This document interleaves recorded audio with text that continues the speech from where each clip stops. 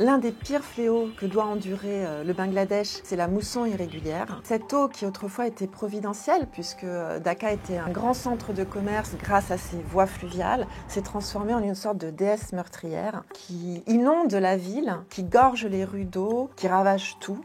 Dhaka, c'est la 4e ville la plus peuplée de la planète après Tokyo, New Delhi et Shanghai. Il y a 23 millions d'habitants, sans doute plus parce qu'il n'y a pas vraiment de recensement. Et c'est surtout la mégalopole la plus densément peuplée de la planète.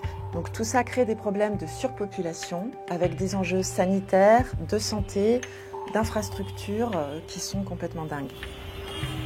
À Dhaka, environ 2000 personnes arrivent chaque jour en ville. C'est énorme. Ce sont des migrants avant tout climatiques parce que le Bangladesh est l'un des pays les plus vulnérables au dérèglement climatique. Le pays, en fait, est ravagé par des cataclysmes incessants. Les paysans voient leurs fermes dévastées et donc, pour subsister, eh bien, ils viennent à Dhaka. Dhaka concentre tous les services en fait, du pays, l'emploi, la santé. C'est synonyme d'espoir pour des millions de Bangladais.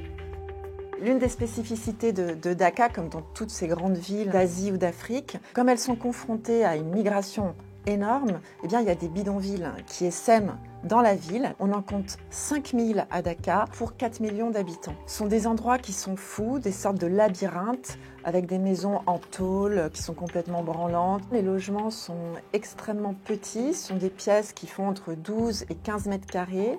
Et il y a des familles entières qui y vivent, c'est-à-dire de 5 à 7 personnes. Et dans ces pièces-là, il y a tout. Il y a le frigo, le lit, les réserves. Alors, ils font pendre les réserves de nourriture. Enfin, il y a tout un agencement extrêmement ingénieux pour cuisiner, pour se laver. Ce sont des pièces communes, pareil, extrêmement rudimentaires, avec des gens qui vivent ici depuis 30 ans et qui subsistent en ayant des petits boulots.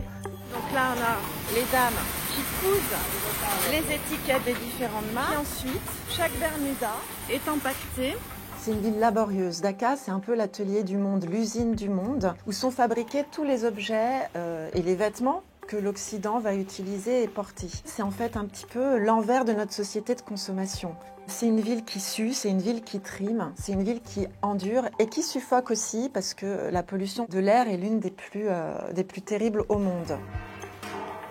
Il y a énormément de petits boulots, de chantiers de construction, de briqueterie, mais aussi des ateliers de recyclage de déchets qui génèrent extrêmement de pollution. Par exemple, dans un atelier de recyclage de déchets, eh bien, il y a des fumées toxiques qui s'échappent et des poumons normalement sains ne peuvent pas résister plus de 10 minutes dans cet environnement. Or, les jeunes garçons qui y travaillent, ils travaillent 7 jours sur 7, jusqu'à 12 heures par jour, pour un salaire qui équivaut à $100 par mois.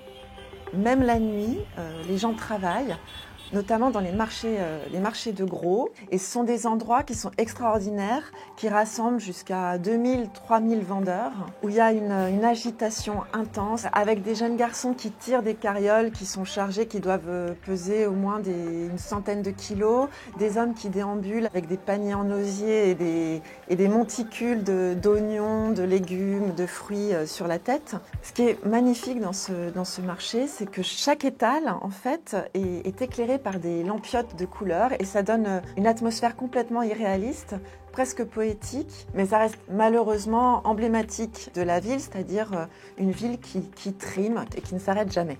Faire le portrait d'une ville comme ça, c'est toujours un petit peu délicat parce que ça nécessite quand même d'être poreux à l'ambiance, à l'atmosphère. Donc il y a une part minime de ressenti, où on enregistre un petit peu ce qu'est la ville. Et puis, il s'appuie quand même aussi énormément sur des interviews. J'ai rencontré plus d'une dizaine d'interlocuteurs et ça permet en fait d'asseoir les impressions qu'on peut avoir sur des faits. Alors évidemment, il n'y a pas de vérité de la ville, mais c'est un instantané d'une ville qui risque à tout moment de déborder sous cette surpopulation et qui préfigure aussi l'un des enjeux que devra demain affronter l'humanité, c'est-à-dire un exode rural, économique et climatique qui risque de transformer ces villes en monstres ingérables.